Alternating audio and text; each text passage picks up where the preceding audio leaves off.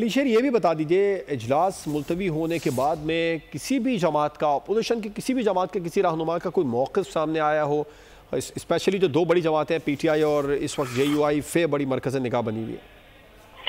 नहीं, अभी तक तो मसल मेरी कुछ देर कबल जो है पार्लियामेंट हाउस के बाहर असद कैसर साहब जा रहे थे, तो उनके साथ मेरी बात हुई थी।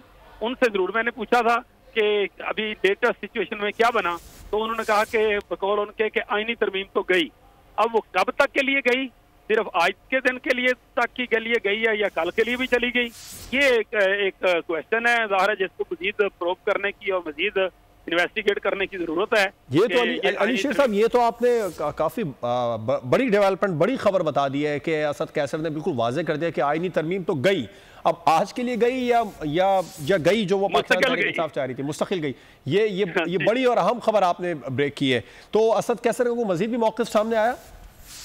ये एक मैं और एक और जर्नलिस्ट है, हम पार्लियामेंट के जो मेन गेट है वहां से थे, तो अचानक एक गाड़ी आई और उस गाड़ी में असद कैसर साहब जो है वो बैठने लगे थे, तो वो हमें देख के रुक गए।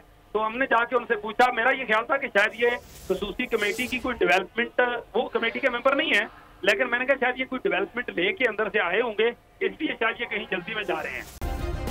सब्सक्राइब करें और बेल दबाएं ताकि कोई खबर रह न जाए।